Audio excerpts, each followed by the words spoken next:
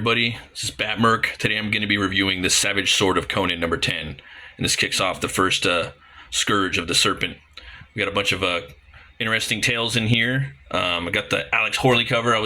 I had the Mike Mignola cover in hand too, but I had to pick one. And I love Mike Mignola, but I also love the way that you got Conan on here by Horley, and he's one of my new favorite artists. My friends told me about him a while ago, and from my understanding, he studied under Bisley, and you could see a lot of little Bisley-isms in there, little bisms. He has the biz in there, but he's definitely his own beast. I can't wait till Simon Bisley does a cover for one of these, or even like a story. That would be so cool. I guess they have. I watched the Conan the Barbarian live stream about a week ago. If you guys haven't seen it, go check it out.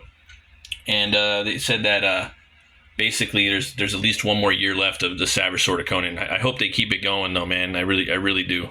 I really do. I hope they keep really just expanding the Howard verse and bringing in all the new characters. And that's one thing I like about this issue is that it has this Sailor Steve story in here. So without further ado, let's get into it. They just launched too, I think yesterday, the new Battle of the Blackstone figure, so you guys can pick that up. I think it's about 75 bones, but it's totally worth it. I would get it. There's a lot of really good Conan figures out right now, and this is the Robert De La Toya inspired one. But yeah, the Frazetta girls have a great one out. Super 7 have a bunch of really cool ones out. This one's great. Mezco's great. They're all great. I want them all. They're like Pokemons. And you got the Numidian Chronicles. I think this is a Buscema or maybe a Kala piece. Badass. So this is, yeah, love it. So cool. It's a good Conan right there. And then we got the map. I need to get that map, man. I need that map. I need to just put it up on my wall right above me. It's just crazy to think that was, it's almost like Howard's Pangea. That's the way I see it, at least the Hyborian Age. We got the contents. We got a pretty big story written by Jim Zub, and it's illustrated by Doug Braithwaite. It's Conan the Twice Paid Debts. Then the second story is Fang and Spear. It's a prehistoric tale. This one's by artist Mike Ruth. It's written by Jim Zub. And the final story is a Sailor Steve Costigan. It's the Snakeskin Shuffle. And that one was, yeah, well, let's get into it. And then right here on the first page, it basically goes over what the plan is for next year on what they're doing with expanding the greater Howard verse by Zub. Pretty awesome. A lot of really good things to come. It opens up with this, picture where they're, everyone's getting their drink on, Conan and all of his buddies. Gigantic melancholies, gigantic mirth. These rhythms of life's victories and tragedies follow the Cimmerian wherever he journeys. He's drinking and having a good old time. I love Doug Braithwaite's art. It looks so good in black and white too, and it's really readable. You can really see what's going on, and it has a really good cinematic feel to it, but it also has a real scratchy punk feel to it as well. I like that. And he's got some really cool. I think one or two shorts on ConanTheBarbarian.com where it shows him. I think he's doing some of the Frost Giant's daughter illustrations. It shows him doing that by hand traditionally. And man, the epic battle scene he did in that. If you guys haven't read that, I forgot what issue it was, what arc, what number it is. I think it might have been it's been a while. Might be 15 through 19 or something like that, but don't quote me. So, Twice Paid Debts, the traitor returns. So, having a good old time at the tavern. Conan of Cimmeria has been a thief, a pirate, a soldier. Currently, he's one of the 3 companions, a mercenary company earning their keep with their swift sword arms and spending it just as quickly at whatever nearby town can handle their raucous, spontaneous festivities. Done. Right now, that's a rough and tumble city in the gleaming southern states of Shim. So he's playing a drinking game right there. That woman you bedded in Cedris will give you birth by the time you finish that ale, my friend. Trying to outdrink Conan is a folly if ever was. So they're having a good old time drinking, Conan's looking, looks over to the side. What the? He remembers her revenge. Then we come upon this awesome piece right here. Probably it's one of my favorite pages in this story. I just love the whole like artistic layout and the way he's telling the story without it being too overwhelming. But he does a great job. It's a cool little catch up. A decade ago, Conan was a pirate aboard a ship called the Tigress, where he served as bodyguard and lover of Belit, the infamous queen of the Black Coast. While on resupply stopover in Kairos, he and Queen celebrated their success with a night of drinking and merriment. But the revelry was interrupted by thieves, intent on killing them both and taking their riches. The survivor of that foolish group was a woman named Tarshana. She bargained for her life with promises of even greater treasure to be stolen. A pact was made. A plan was set forth.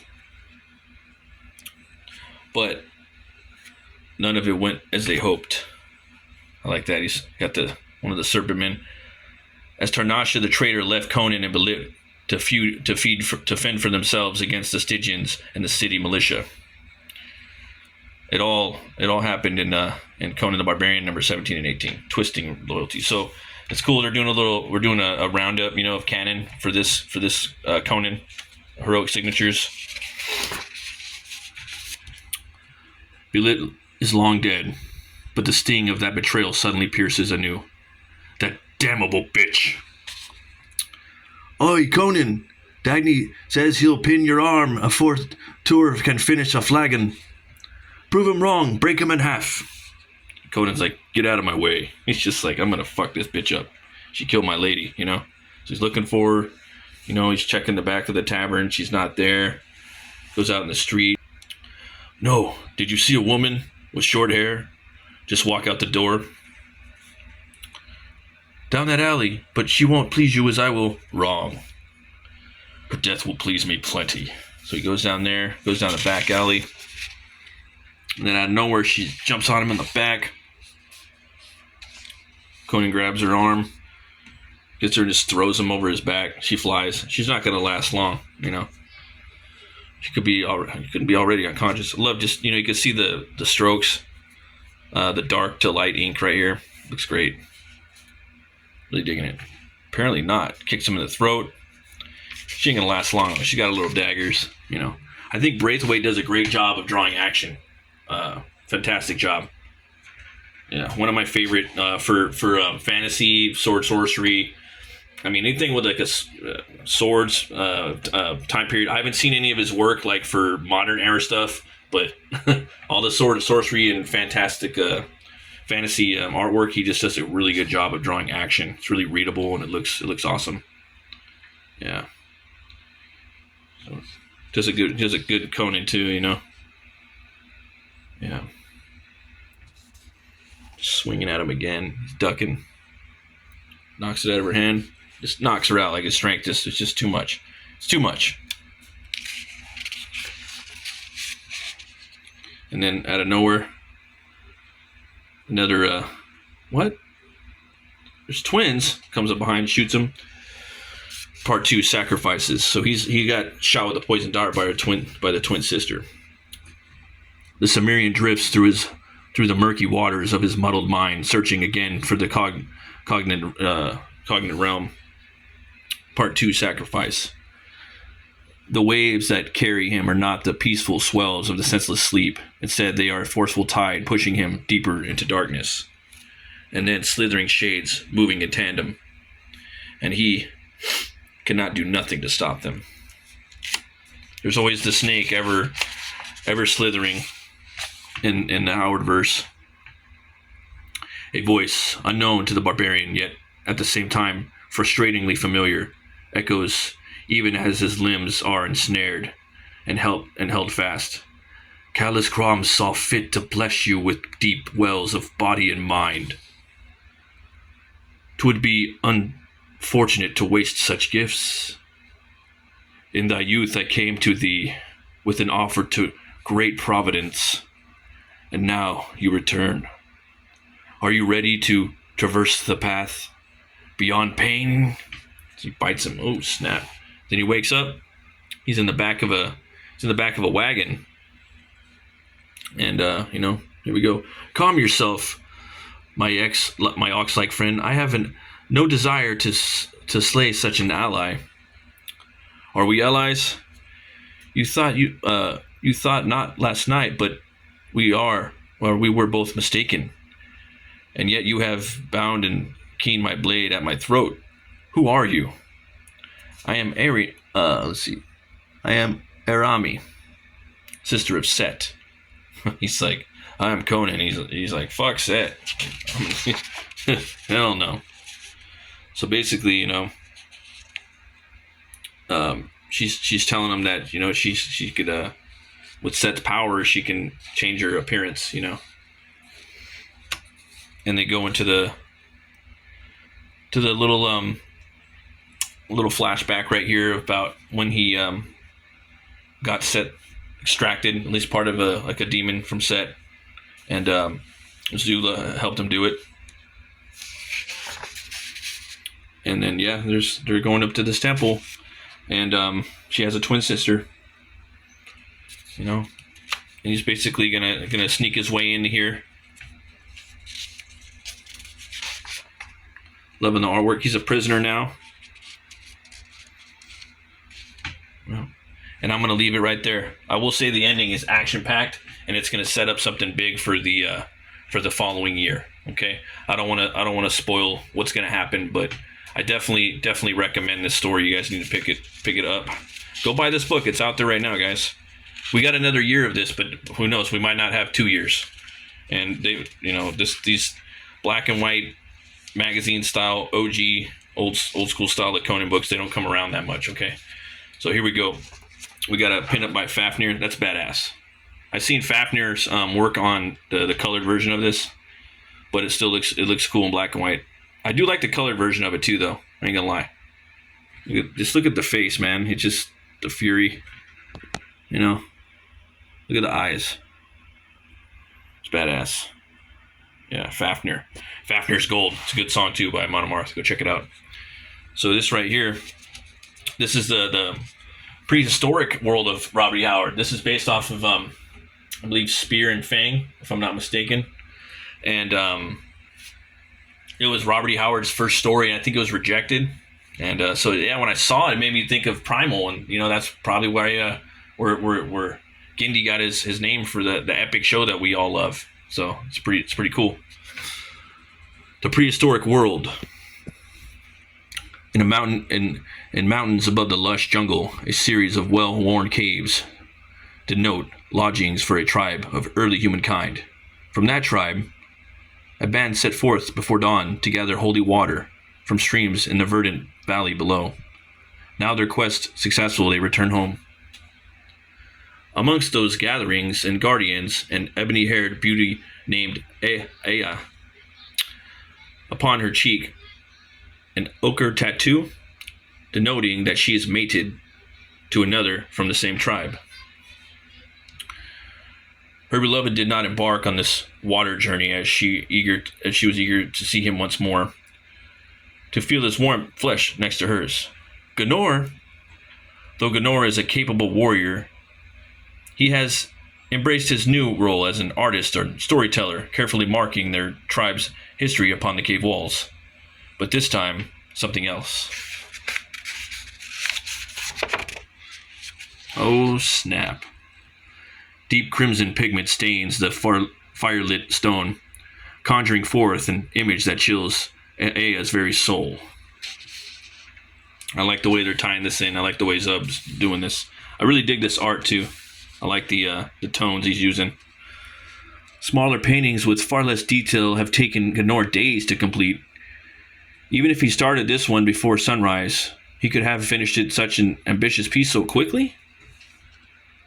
Quite a vision, yes. How did you paint all this while I was gone? Look closely and you will see it. The glory of the serpent. The vision came to us. It washed over us like rain, so beautiful. Beautiful? Yes. We can share that beauty together. Our offspring will be more than mighty. More mighty than mortal. I am confused. Where is your mating tattoo? Fear not, my love. It's right here. Do not be afraid. This is our destiny. What is happening? Well, why do you talk so strangely? Fang and Spear, a prehistoric tale. Because it is not me. Look at this going right through there. I love like prehistoric sword and sorcery. You know, there's only you don't really get it too much. And I'm talking, caveman. I'm talking caveman like Ringo Starr. Have you guys seen Caveman with Ringo Starr? Highly recommend it. I know it sounds kind of weird. I got the VHS. She got it from my wife. Yeah, she made me a fan of that show. But yeah, I've always loved prehistoric sword and sorcery. We don't get enough of it. That's why I really love Primal. And so for me to see this in here, I was really excited. And like they can really just do a lot with these characters. Seeing her lover slain in such a grisly fashion, Aya shudders with terror and prepares to scream. But Gnor holds her mouth tight as his whispering voice shakes both her hearts and both their hearts pound. It's me, Aya, the real Gnor. Please, you must believe I am your lover, or all is lost. While you and the others questers were away. Strange men invaded the village, silent shadows with reptile scales. The shadows beat me bloody and thought me dead, but I lay quiet and wait, till you returned, and I could wait no more. Look at their dark magic. Gods. Look at that. Like melted wax, the flesh ripples and oozes upon the false Gnor's form. He's laying there, the serpent man. And I think that there's a lot of biblical like vibes and tones and amplifications going throughout Howard's work. I think ultimately that like everything stems from Lucifer's, the snake from the Garden of Eden. It all kind of comes back from that. Kind of slowly hints at something similar to that in the Shadow Kingdom, from what I gathered. At least all the demons that came out of the earth. Until in its place there lies a grim snake-headed corpse, glimmering in the torchlight. What evil is this? I do not know, but we must try to stop it before it spreads to the other tribes. There is Gracha and Keenan. They can help us. Gnor urges silence once more as they watch a haunting procession march before them.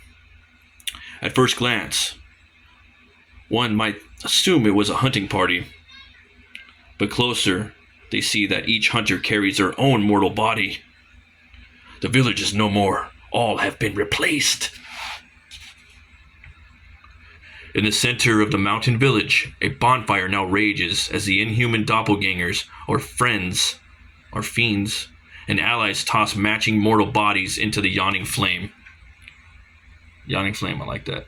While at the same time the holy water gathered from its distant jungle streams is deposited in a large basin as the invaders chant in a Horay ancient tongue. Father serpent, mother serpent, serpent eternal. Blessed be the coils wrapped round the world. Blessed be the nest, plentiful when strong children. Indeed, blessed are us all in these dark times foretold. I wonder what age, too. I forgot the name of the age that's before the Thurian age, so obviously, maybe it's just the Stone Age. But here we go, man. You're getting ready. The old serpent seems beyond time's illusion. It shows us there is no past and no future. We are the sharpened spear of now. Invasion and destruction are now. Birth and death are now. There is no snake or man. Now we will be one species of survivors, now or nevermore. They are distracted with this ritual. This is our chance. So I'm going to leave it right there. The ending is fucking badass. It's action-packed. Again, I'm going to leave it. I got the setup for you guys. Go buy this book. I'm going to jump into the last story. We got this epic artwork right here.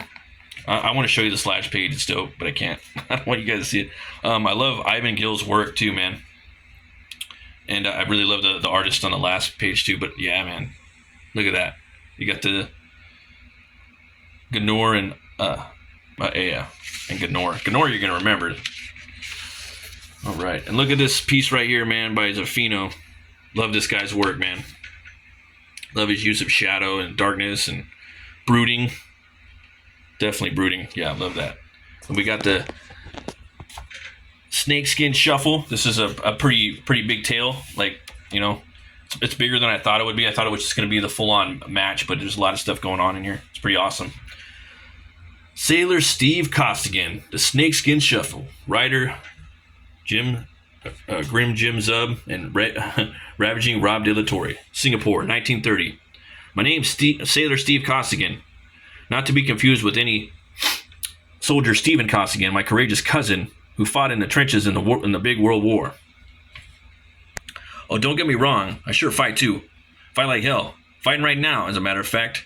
Trading strikes with the Punjabi pile driver called Pervez the Python. Taking my licks like a silly Brit-sucking gobstopper. I should set the scene proper so we don't lose any old bozos. Just start staring at my handsome mug.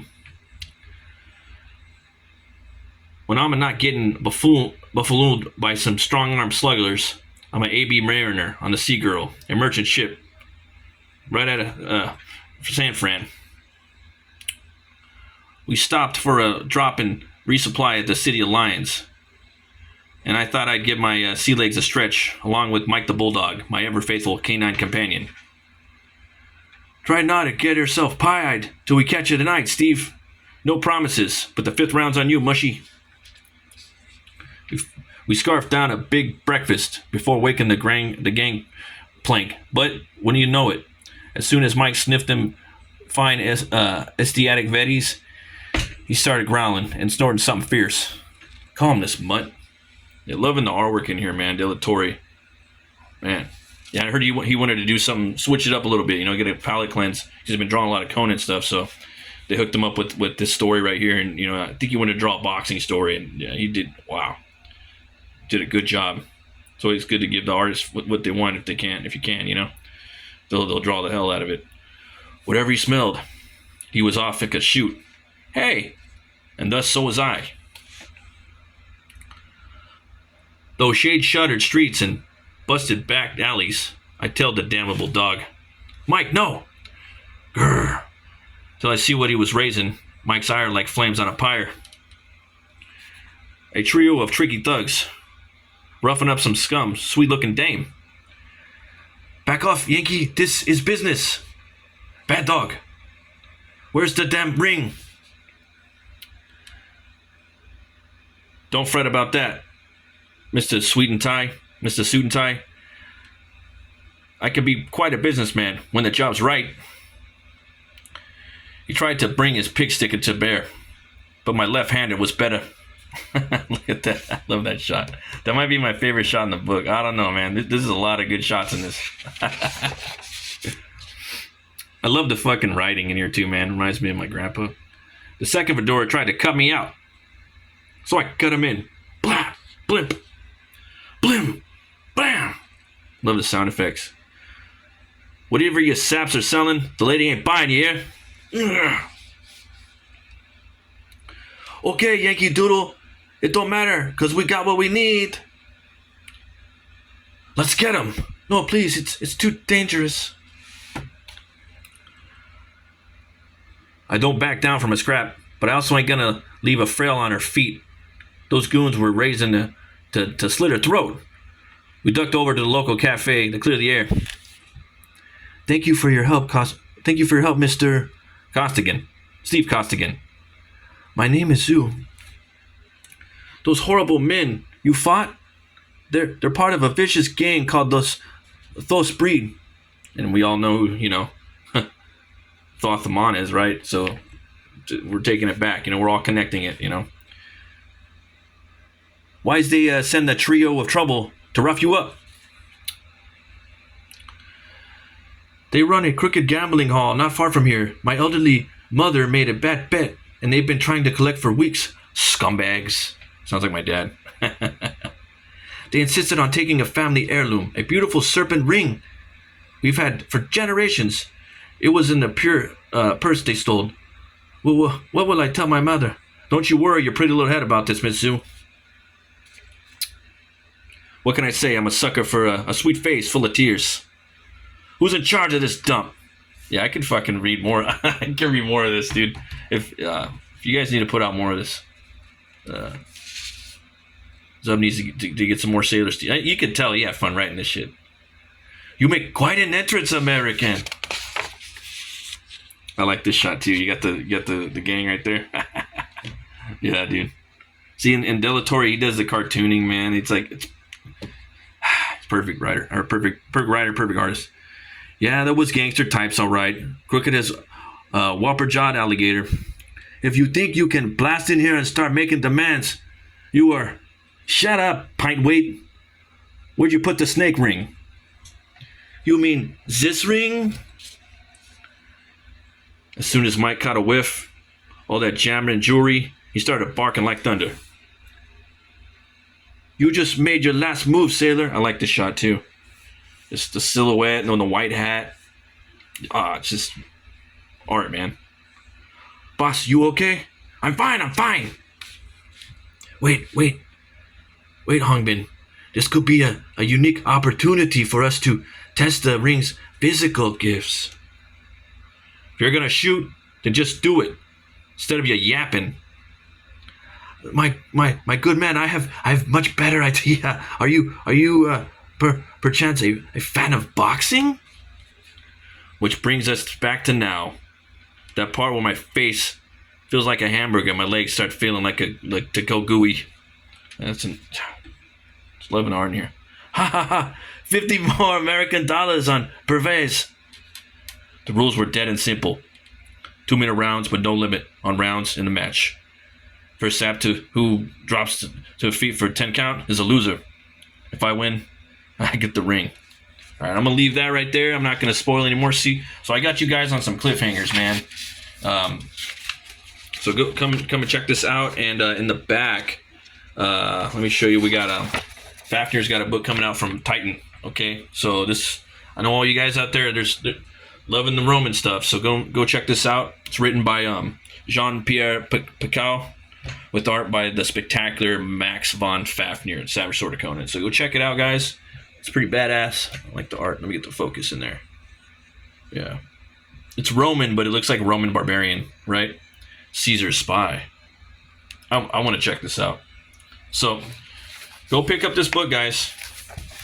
You know what I mean? I didn't spoil all 3 of the stories, so there's a lot of meat and potatoes. I left all the meat and potatoes of each story in there, but 2 horns way up. Thanks for watching, everybody. Thanks for everybody that's been subbing to the channel and checking out the live streams.